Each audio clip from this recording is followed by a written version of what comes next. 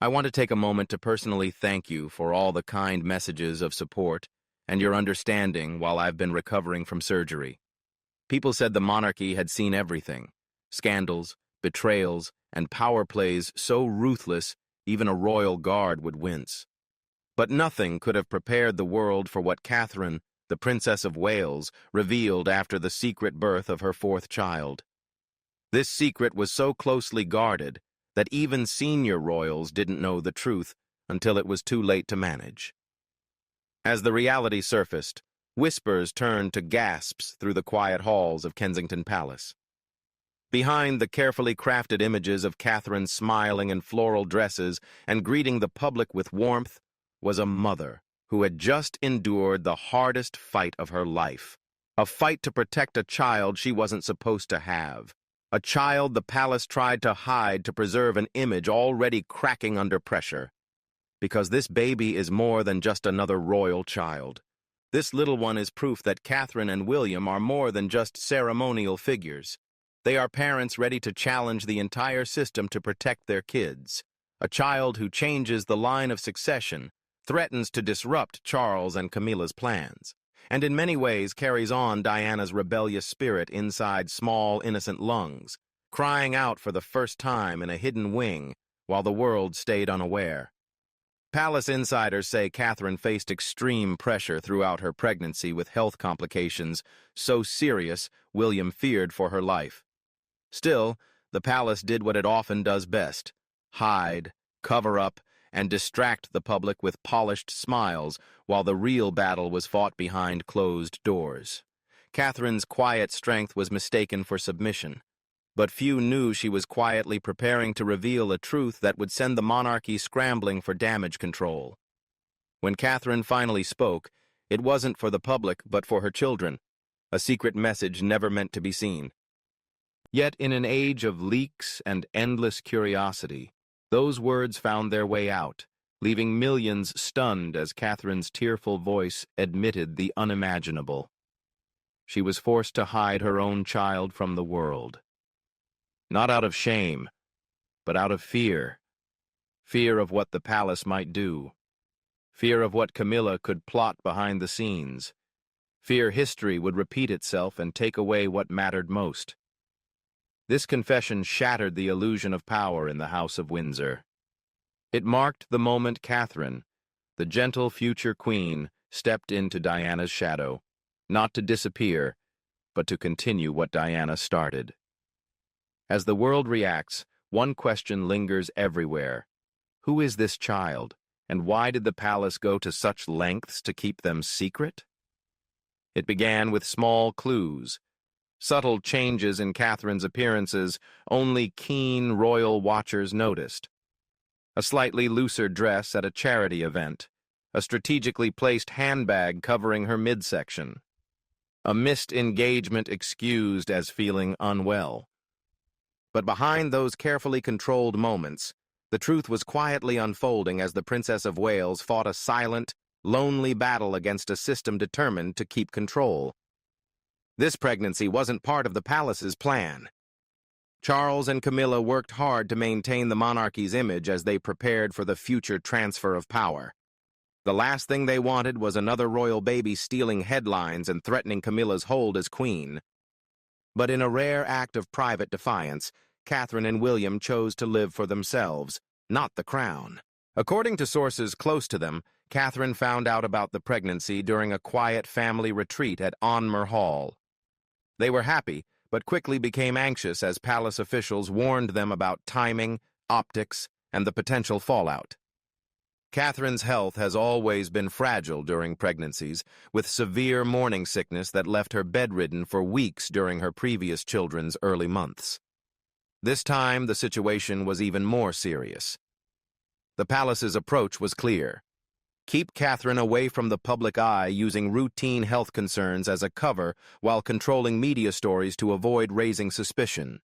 Decoy cars were used to transport the Queen to private medical centers under tight security, with royal guards distracting photographers and curious onlookers by sending them on false trails.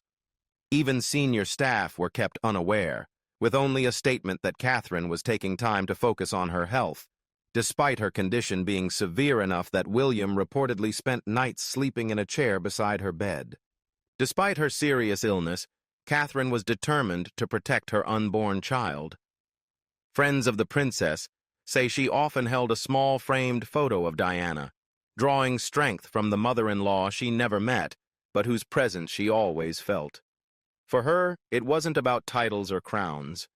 It was a mother's love, and the willingness to risk everything to bring her child into the world.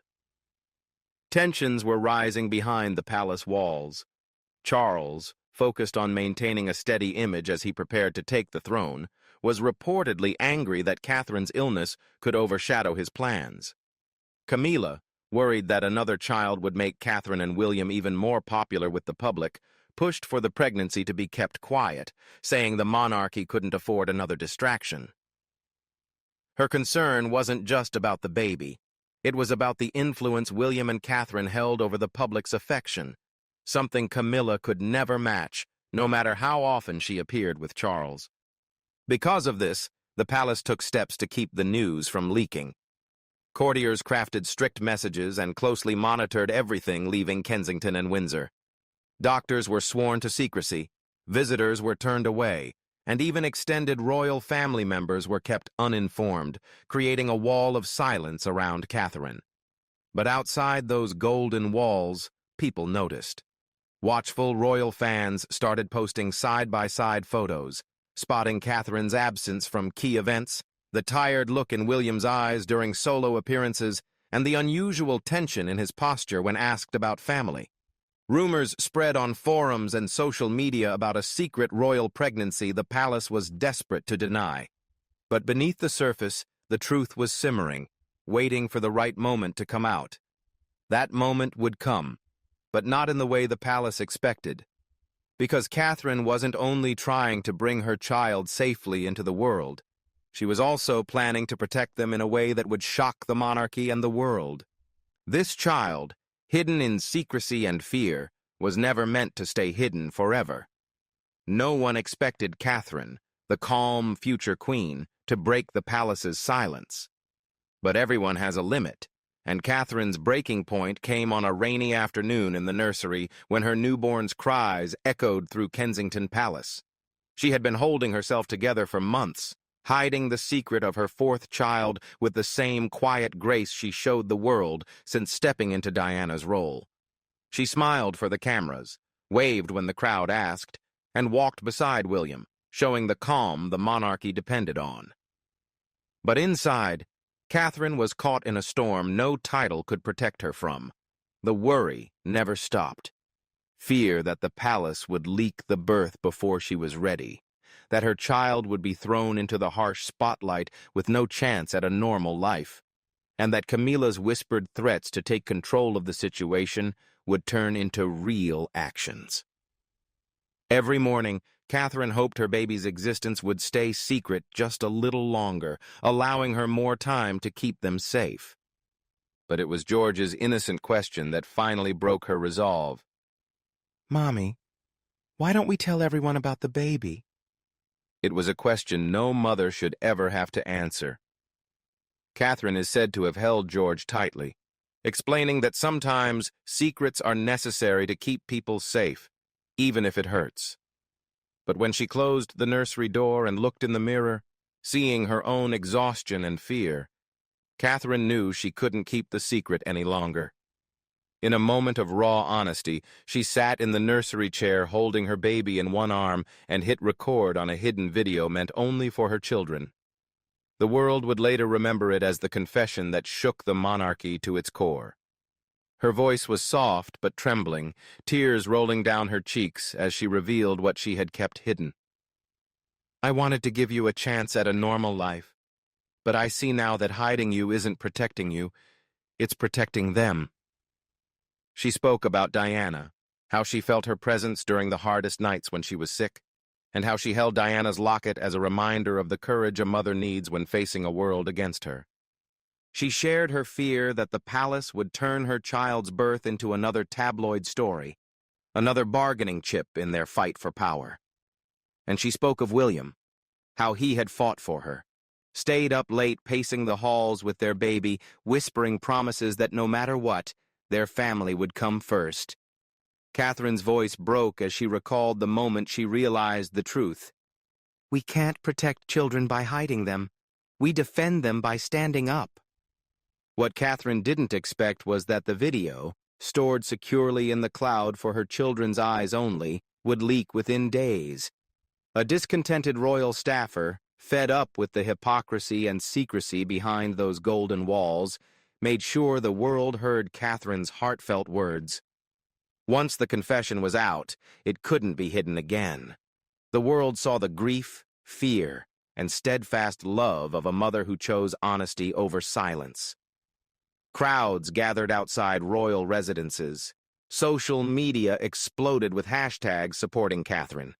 And the press, which had once helped cover up palace secrets, now demanded answers. Catherine's admission was more than a moment of vulnerability. It was a declaration against the system that tried to control her family. And it was just the beginning. Her revelation spread across screens worldwide. People saw more than just a baby. They saw the beginning of a new royal era, one that the palace tried to hide behind layers of secrecy, fear, and carefully shaped stories. This child, this precious new life, wasn't just another royal in the line of succession. This child represented defiance, Diana's legacy, and the calm, unwavering love of Catherine and William in the face of hardship. The birth changed everything inside the House of Windsor, already burdened by its own secrets. Insiders revealed the child was a girl, and the name Catherine whispered in her confession stunned millions. Diana, not as a middle name as tradition would suggest, but boldly as a first name, a direct tribute to the grandmother she would never meet, but whose presence had guided Catherine through her darkest times.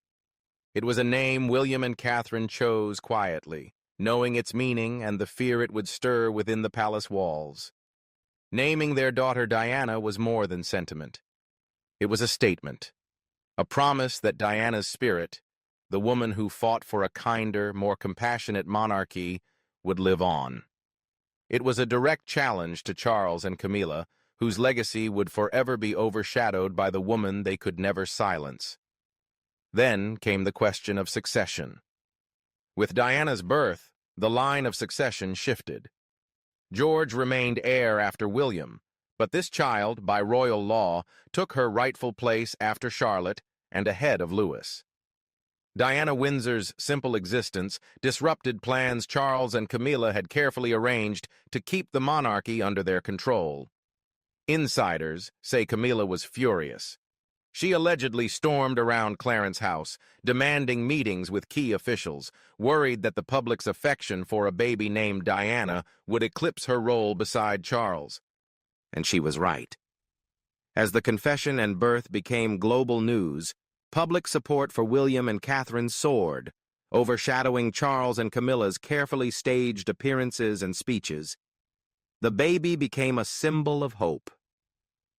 Crowds gathered outside Windsor, Sandringham, and Kensington, holding signs saying, "Welcome Diana," and "Diana lives on." On social media, hashtags like #PrincessDianaLives and #Kate. And Diana flooded timelines.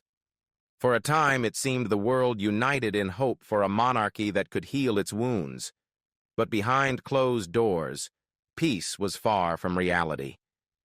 William and Catherine's wish to give their daughter a normal life clashed with relentless media scrutiny and the palace's efforts to control every detail.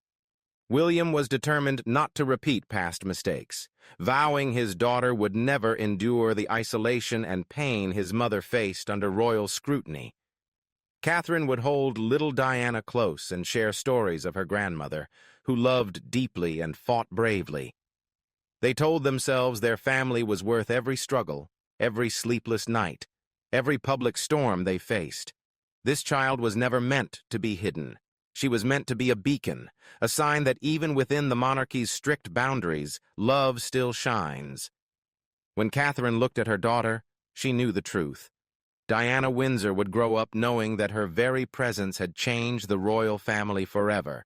and the House of Windsor would never be the same. Camilla's carefully managed public image began to crumble as soon as the world learned of Diana's birth, like thin ice breaking under pressure. Behind palace walls, the queen consort's fury was unlike anything seen before. She paced Clarence House's halls with clenched fists, her voice sharp enough to send staff fleeing down side passages. Camilla had worked hard for years to secure her place, quietly stepping into the public eye, smiling beside Charles, wearing brooches and soft pastel jackets, playing the reliable consort ready to guide the monarchy forward. But deep down, she knew Catherine's revelation made it clear. No matter how many speeches she gave or charities she visited, she would always live in Diana's shadow. And now that shadow had a name, a heartbeat, and the world's admiration. Sources say Camilla's anger wasn't just about the baby. It was about power. It was about control. For years, she and Charles worked to keep the monarchy steady, carefully scripting appearances and family stories to smooth the transfer of power. Catherine's hidden pregnancy and emotional confession upset that control overnight. The press, once ready to promote Charles's environmental efforts or Camilla's charity work, now focused on just one thing. Diana's name was back, and the public rallied behind her again. According to insiders, Camilla accused William and Catherine of blindsiding the family and using the baby to gain sympathy.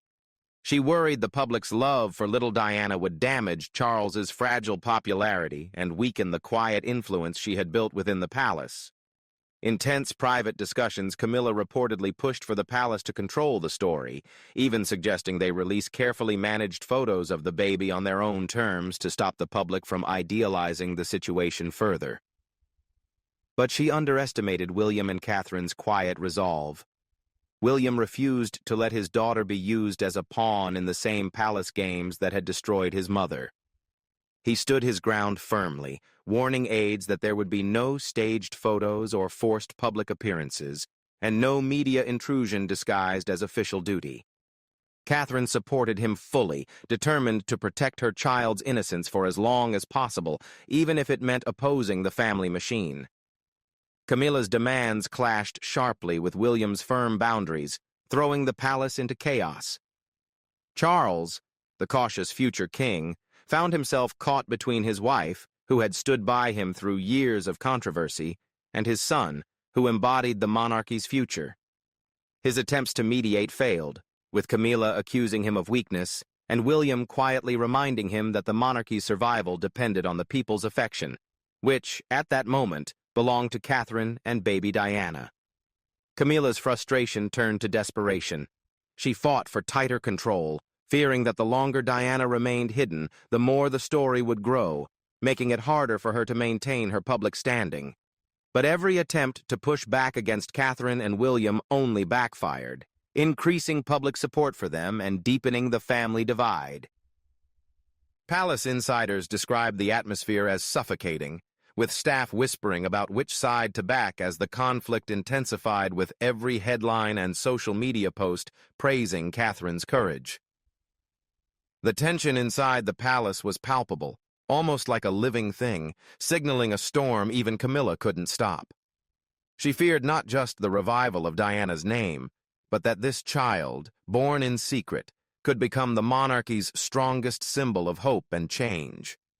A symbol that might overshadow all Camilla had worked for and everything Charles was trying to protect.